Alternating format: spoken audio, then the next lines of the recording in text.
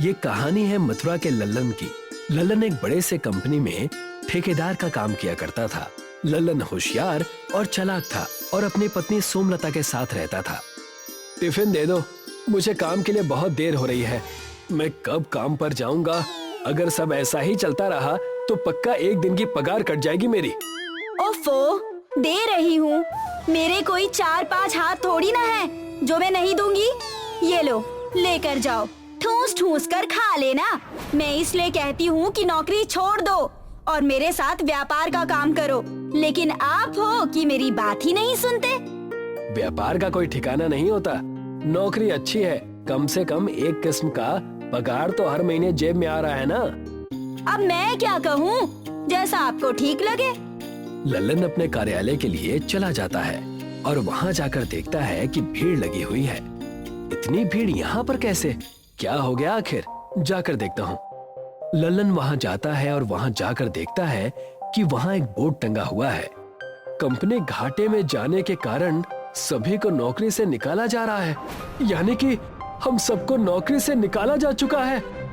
आए आए, मेरी बीवी बच्चों को कौन संभालेगा? मेरे परिवार का क्या होगा? बिना कोई नोटिस दिए, बिना कुछ किए ये कैसे हमें नौकरी से निकाल सकते हैं? पिछले कई सालों से हम कंपनी में काम कर रहे हैं। नौकरी से निकाले जाने की चिंता में लल्लन अपने घर बेहद दुखी होकर आता है। लल्लन को चिंतित देख उसकी पत्नी उससे कहती है, आप बड़े चिंतित नजर आ रहे हैं। क्या हो गया है आपको? और ये क्या, टिफिन भी वैसे की वैसी ही है, इसे भी आपने नहीं खाया? सुबह तो मजाक कर रही थी, वही बात सच हो गई। मुझे नौकरी से निकाल दिया गया है। सिर्फ मुझे ही नहीं बल्कि सारे कर्मचारियों को नौकरी से निकाल दिया गया है। क्या कहा आपने? ये कैसे संभव हो सकता है? इतने सालों से आप वहाँ काम कर रहे हैं और ये अचानक नौकरी से निकाल देना, ये तो बहुत ही गलत है। ये तो बहुत बड़ा अन्याय है। कुछ समझ में नहीं आ रहा। अब मैं क्या करूं? कहां जाऊं? किससे मदद मांगूं? जो काम आप कर रहे थे ये और कहीं भी नहीं है। हमें ही कोई और दूसरा रास्ता निकालना होगा। मैं बिल्कुल समझ रहा हूँ। क्यों ना तब तक हम व्यापार करें, समोसे बेचने का। तुम समोसा बहुत अच्छा और स्वादिष्ट बनाती हो। ये तो आपने मेरी मन की बात कह दी। हम ऐसा ही करेंगे। मैं समोसे बनाऊंगी और आप गांव-गांव में जाकर उन समोसों को बेचना। सोमलता और लल्लन दोनों ही समोसा बनाने का काम करने लगते हैं। सोमलता अपने हाथों से समोसा बनाने लगी और लल्लन उन्हें एक बड़े से ठेले पर रखकर बेचने के लिए निकलने लगा। आज हमारा पहला दिन है। भगवान से प्रार्थना करना कि सब कुशल मंगल हो। आप उसकी चिंता मत करो, सब अच्छा ही होगा। लल्लन अपने गांव से दूसरे गांव जाकर समोसा बेचने लगा। समोसा, गरम गरम समोसा, जो खाए मुस्कुराए, जो ना खाए वो पछताए। अरे अरे, वो देखो, लगता है नया समोसा वाला आया है। चलो जाकर खाकर देखते हैं। खुशबू भी अच्छी आ रही है। चलो आज तो पेट भर कर खाऊंगा। और आज के समोसे के पैसे मैं दूंगी। हाँ, ये समोसे मेरी तरफ से। मुझे जो नौकरी मिली है ना, उसी की पार्टी। लल्लन के पास लोगों की भीड़ उभर आई। देखते ही देखते उसके सारे समोसे पहले दिन के कुछ ही घंटों में खत्म हो गए। लल्लन बड़ा खुश था, लेकिन दूसरी तरफ अन्य समोसे और फरसाण के व्यापारियों का नुकसान होने लगा। तब सोमनाथ और नितिन एक दूसरे से कहने लगे, इस समोसे वाले की वजह से आज मेरा एक भी समोसा नहीं बिका है। पूरे पैसे बर्बाद। तुम्हारे तो समोसे हैं, मेरी तो पूरी दुकान फरसाण की है। ये अचानक आया कहाँ से? हमारे व्यापार में ठप लगाने के लिए? भाग्यवान, सुनती हो? कहाँ हो तुम? बड़े खुश नजर आ रहे हैं जी। क्या बात हो गई? ये देखो, ये रुपए। हमारे सारे समोसे केवल 2 घंटे में ही बिक गए। सच कहा था तुमने। अगर नौकरी करता तो इतने पैसे मैं महीने भर में भी नहीं कमा पाता। अब कल तुम मुझे ज्यादा समोसे बना कर देना, मैं उन्हें भी बेच दूंगा। आमदनी ही आमदनी होगी। जी, ये भी कोई कहने की बात है। मैं और ज्यादा और स्वादिष्ट समोसा बनाकर कल दूंगी। सारे पैसे लल्लन ने सोमलता को दे दिए। अगले दिन के लिए सोमलता ने कई सारे समोसे बनाए और उन्हें लिए लल्लन दोबारा उसी गांव में बेचने निकल पड़ा और वहां ठेला लगाकर बेचने लगा। ऐसे ही लल्लन को कुछ दिन हो गए समोसा बेचते हुए। तब नितिन और सोमनाथ ने तय किया, इस लल्लन का कुछ करना पड़ेगा। मेरे पास नशीली दवाई है, उसके समोसे में यही मिला दो। तुम उसकी चिंता मत करो, मैं जाकर उससे बात करूंगा। इतने में तुम उन समोसे में दवाइयाँ मिला देना। सोमनाथ और नितिन उसके दुकान के पास जाते हैं। तब सोमनाथ लल्लन का ध्यान भटका देता है। अरे लल्लन भाई, वो देखो, वहाँ उस गरीब कुम्हार के यहाँ मिट्टी के सामान उठाने हैं। तुम चलोगे? सिर्फ मुझसे नहीं होगा, बड़ा वजन है। अरे सोमनाथ भाई, ये भी कोई कहने की बात है? चलो, कुम्हार काका की उम्र भी तो हो गई है। सोमनाथ लल्लन को लेकर कुम्हार काका के दुकान में चला गया। मौका मिलते ही नितिन ने उसके समोसे में नशीली दवाई मिला दी। दूसरी तरफ लल्लन वहाँ जाकर देखता है कि सोमनाथ उसके साथ है ही नहीं। तब वो कुम्हार काका से कहने लगा, काका क्या हालचाल? मैंने सुना है कि कोई बड़ी भारी चीज उठानी है। इस बूढ़े की दुकान में क्या भारी होगा बेटा? तुम्हें किसी ने बुद्धू बनाया है। हो सकता है सोमनाथ भाई का मजाक हो, लेकिन आप परेशान क्यों लग रहे हैं? कोई बात है क्या? तब उस काका ने अपनी दशा बताई और कहने लगा, पिछले कई दिनों से कर्ज का मारा हूँ। मैंने खाना भी कई दिनों पहले खाया है। ये भी कोई कहने की बात है काका? ये लीजिए कुछ रुपए, जब आपके पास हो तब मुझे दोबारा दे दीजिएगा। एक समय मैं भी आप ही की तरह परेशान था, लेकिन अब मैं बिल्कुल खुश हूँ। तुम्हारा बहुत बहुत शुक्रिया बेटा। लल्लन उस बूढ़े काका को पैसे देकर जा ही रहा था कि उन्होंने उससे कहा, जाने से पहले मैं तुम्हें एक सच्चाई बताना चाहता हूँ। ये सोमनाथ और नितिन ने तुम्हारे समोसे में नशीली दवाई मिलाई है। मैंने उन्हें बात करते हुए सुन लिया था।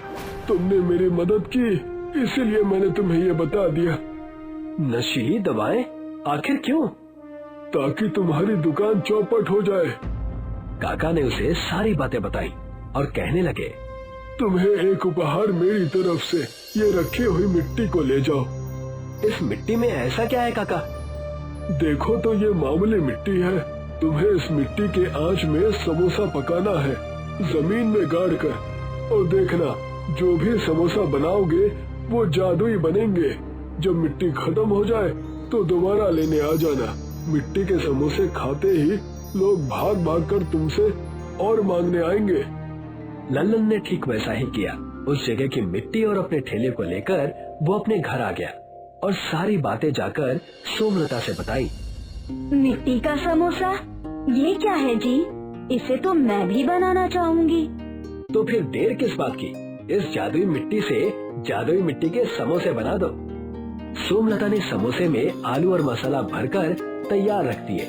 लल्लन उस मिट्टी को गड्ढे में डालने लगा और वहीं समोसे को गाड़कर लकड़ियों में आग लगा दी। आग की तपती आंच में समोसा पकने लगा। उसकी खुशबू चारों तरफ गूंजने लगी। खुशबू तो बहुत अच्छी और बेहतरीन आ रही है। ये समोसे जरूर स्वादिष्ट होंगे। मुझसे तो रहा नहीं जा रहा। जादुई मिट्टी के समोसे बहुत ही स्वादिष्ट थे। उन मिट्टी के समोसे को लेकर लल्लन बेचने निकला। मिट्टी के समोसे ले लो, मिट्टी के समोसे ले लो। मिट्टी के समोसे क्या है भाई? तो चलकर खाना ही पड़ेगा। मैं भी जाकर खाऊंगी। मिट्टी के समोसे सुनते ही सब मिट्टी के समोसे खाने के लिए लाइन में लग गए और लल्लन की बहुत ज्यादा बिक्री होने लगी। ज्यादा बिक्री के चलते नितिन और सोमनाथ को अपनी दुकान बंद करनी पड़ी और लल्लन के जादुई मिट्टी के समोसे बहुत ज्यादा चलने लगे, जिस वजह से उसका परिवार हंसी खुशी रहने लगा। रामपुर गांव में नंदू नाम का एक कुम्हार रहता था। वो बेचारा बहुत गरीब था, लेकिन कभी भी अपने दुख का जिक्र किसी से नहीं करता था। हमेशा छोटी छोटी चीजों में खुशियाँ तलाश करता था। वो और उसकी पत्नी चांदनी खुशी से अपना जीवन व्यतीत कर रहे थे। अरे भाग्यवान, सुनती हो? मैं तालाब किनारे से मिट्टी लेने जा रहा हूँ। ठीक है, लेकिन जरा जल्दी आइएगा। आपने मुझसे वादा किया था, आप मुझे पास के गांव में मेला घुमाने ले चलेंगे। हाँ, मुझे अच्छी तरह याद है मेरी रानी। मैं उस मेले में मिट्टी के बर्तन, खिलौने और सजावट के सामान बेचने के लिए अपना ठेला भी लेकर चलूंगा। हाँ, ये अच्छा आइडिया है। घूमना का घूमना भी हो जाएगा और बिजनेस का बिजनेस भी। नंदू तालाब के किनारे से मिट्टी काटने चला जाता है। वो तालाब उसी गांव में रहने वाले शशि का था। शशि हमेशा नंदू से चिढ़ता था और हमेशा उससे लड़ता रहता था। आज तुम फिर मेरे तालाब के किनारे से मिट्टी काट कर ले जा रहे हो। मैं सालों से इसी तालाब के किनारे की मिट्टी से कलाकारी करता हूँ और ये तालाब तुम्हारा है, यहाँ की मिट्टी नहीं। मिट्टी पर तो सभी का अधिकार है। लेकिन ये मेरा तालाब है और मैं अपने तालाब की आसपास की खूबसूरती नहीं बिगाड़ना चाहता हूँ। यहाँ की मिट्टी कलाकारी करने के लिए सबसे अच्छी है। तुम्हें तो खुश होना चाहिए कि तुम्हारे तालाब के पास की मिट्टी से भगवान की मूर्तियाँ भी बनाई जाती हैं। शशि बिना बात के नंदू से हमेशा झगड़ा करते रहता था। नंदू हमेशा इस बात से परेशान रहता है। नंदू को वापस आने में देर हो जाती है। क्यों जी, आपने इतना लेट कर दिया आने में? अब तो मेला कब का खत्म हो गया होगा। क्या बताऊं चांदनी, वो शशि है ना, फालतू में मेरा समय खा गया, इसलिए आने में इतनी देर हो गई। ठीक है, कोई बात नहीं। हम लोग फिर कभी मेला देखने चले जाएंगे। अब हम लोग साथ में बैठकर खाना खाते हैं। अगले दिन नंदू अपना मिट्टी के बर्तन का ठेला लेकर जा रहा था। तभी माइक पर एक व्यक्ति ऐलान कर रहा था। सुनो सुनो सुनो, सभी गांव वाले सुनो, इस रविवार को हमारे गांव में अनोखी रेस की प्रतियोगिता होने वाली है। जिस किसी का वाहन सबसे अनोखा होगा वो रेस जीतेगा और जीतने वाले को पूरे 10,000 रुपए इनाम में मिलेंगे। वाह, क्या बात है, मैं भी इस रेस में भाग ले लेता हूँ, बहुत मजा आएगा। नंदू अपना नाम भी रेस के प्रतिभागियों में लिखवा देता है और घर जाकर चांदनी को सारी बात बताता है।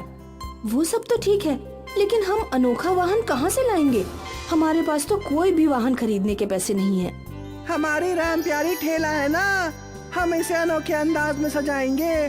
पूरे गांव की नजर हमारी राम प्यारी से हट नहीं पाएगी। नंदू और उसकी पत्नी चांदनी अपने खिलौने के व्यापार करने वाले ठेले राम प्यारी को अच्छे से तैयार करने लगते हैं। वाह, आपने तो सच में कमाल का सजाया है अपनी राम प्यारी को। पूरा गांव बस देखता ही रह जाएगा। चलो जल्दी सो जाते हैं, कल जल्दी उठकर अनोखी रेस कंपटीशन में भी जाना है। नंदू अपने ठेले को अपने घर के बाहर लगा खाना खाने चला जाता है। तभी शशि को ये सारी बातें पता चलती हैं। अब मैं उस नंदू को मजा चखाता हूँ। उस दिन मेरे सामने बहुत तेज बन रहा था, अब उसकी अकल ठिकाने आएगी। शशि नंदू से बदला लेने के लिए उसके ठेले राम प्यारी को तहस नहस कर देता है। अब देखता हूँ तुम कैसे अनोखे रेस में हिस्सा लेते हो। अगली सुबह जब नंदू और उसकी पत्नी चांदनी ठेले की ये हालत देखते हैं तो दोनों बहुत दुखी हो जाते हैं। अरे ये क्या, हमारे पुराने ठेले की ये हालत किसने की? अब हम अनोखी रेस में कैसे भाग ले पाएंगे? रेस का छोड़ो, अब हमारे पास ठेला भी नहीं है। चांदनी बैठकर रोने लगती है। तभी नंदू को एक उपाय सूझता है। नंदू एक मिट्टी का विशाल कप प्लेट बनाता है और उसमें अपने ठेले का चक्का लगा देता है, जिस वजह से विशाल कप प्लेट ठेला बनकर तैयार हो जाता है। वाह, क्या बात है, आपने तो गजब का ठेला बनाकर तैयार किया है। इसे सब देखते रह जाएंगे। अभी इस विशाल कप प्लेट की मिट्टी गीली है, जिस वजह से ये कप प्लेट ठेला कमजोर है और जल्दी टूट सकता है। अगर दिन में अच्छी धूप रहे तो शाम तक ये कप प्लेट ठेला जरूर सूख जाएगा और इस अनोखी रेस में दौड़ने के लिए तैयार हो जाएगा। लेकिन उस दिन धूप भी नहीं निकलती है। नंदू द्वारा बनाया गया विशाल कप प्लेट ठेला शाम तक नहीं सूख पाता है। अब क्या होगा? हमारा विशाल कप प्लेट ठेला अभी भी गीला है। तुम चिंता मत करो, जहाँ चाह है वहाँ राह है। नंदू अपने गीले कप प्लेट ठेले को लेकर रेस में पहुँच जाता है। वहाँ सभी अपना अनोखा वाहन लेकर पहुँचे थे, लेकिन नंदू का कप प्लेट ठेला सबसे अनोखा था। सभी नंदू का ठेला देखकर हैरान थे। तो अब अनोखी रेस शुरू होने वाली है। हम यहाँ देख रहे हैं, सभी अपने अनोखे वाहन लेकर मैदान में पहुँच चुके हैं, लेकिन सबसे अनोखा वाहन नंदू का कप प्लेट ठेला है, जो पूरे रेस के बीच में आकर्षण का केंद्र बना हुआ है। रेस शुरू हो जाती है।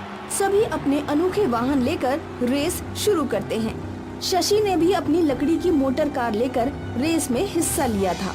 शशि जानबूझकर नंदू के कप प्लेट के ठेले में टक्कर मार देता है, जिस वजह से नंदू के मिट्टी के कप प्लेट ठेले में दरार पड़ जाती है। ये शशि कभी भी अपनी फितरत नहीं बदलेगा, हमेशा दूसरों का बुरा ही सोचता है, खुद तो जीत ही नहीं सकता। नंदू का कप प्लेट ठेला कभी इधर तो कभी उधर चलने लगता है। नंदू को लगता है कि अब उसका कप प्लेट ठेला टूटकर बिखर जाएगा, लेकिन वो मिट्टी अपने आप जुड़ने लगती है। और बिल्कुल पहले की तरह हो जाती है। ये कैसा जादू है? ये ठेला पहले से भी ज्यादा मजबूत हो गया है। नंदू का ठेला सभी को पछाड़कर आगे निकल जाता है और रेस जीत जाता है। और हम ये क्या देख रहे हैं? नंदू का कप प्लेट का ठेला जो डगमगाकर सबसे पीछे चल रहा था, वो सभी को पछाड़ते हुए सबसे आगे निकलकर रेस जीत गया है। नंदू रेस जीत जाता है और शशि का मुंह लटक जाता है। बुरा चाहने वालों के साथ हमेशा बुरा ही होता है। मुझे माफ कर दो, मैंने जानबूझकर तुम्हारे कप प्लेट के ठेले में टक्कर मारी थी। हम खेल को खेल की तरह खेले तो अच्छा है। खेल में हारना जीतना तो लगा रहता है। नंदू जीती गई राशि से अपने लिए एक नया ठेला खरीदता है। एक समय की बात है, दक्षिण भारत के एक छोटे से गांव में सरस्वती अपने बेटे चिन्मय के साथ रहती थी। सरस्वती के पति को गुजरे हुए 10 साल बीत गए थे। तब से सरस्वती गांव में छोटे मोटे काम करके अपना और अपने बेटे का गुजारा करती थी। अब चिन्मय लगभग 15 साल का था। अम्मा, मैंने एक काम ढूंढ लिया है। कैसा काम? लकड़ियाँ काटने का काम। पर बेटा, उसके लिए तो तुमको जंगल जाना होगा। हाँ माँ। जंगल में जंगली जानवर भी होते हैं बेटा। अगर तुम्हें कुछ हो गया तो मेरा क्या होगा? अम्मा, ऐसा कुछ नहीं होगा, आप चिंता मत करो। मेरे साथ और भी लोग हैं जो जंगल जाएंगे। और ये देखो, मेरे पास कितनी बड़ी कुल्हाड़ी है। कोई जंगली जानवर मेरे पास तक नहीं आ पाएगा। अपना ख्याल रखना बेटा। हाँ अम्मा, आप चिंता ना करें। अगले दिन से चिन्मय बाकी लकड़हारों के साथ जंगल जाने लगा। लकड़हारों ने उसे पेड़ काटना सिखाया। वो भी जल्दी जल्दी काम सीख रहा था। ऐसे ही कई दिन बीत गए। बरसात के मौसम में एक दिन चिन्मय अकेले ही जंगल आया। वो लकड़ियां देख रहा था तो सारी लकड़ियां गीली थीं। ये सब तो गीला है, थोड़ा आगे चलकर देखता हूँ। चिन्मय घने जंगलों में पहुंच गया। वहां अचानक उसे किसी के रोने की आवाज आने लगी।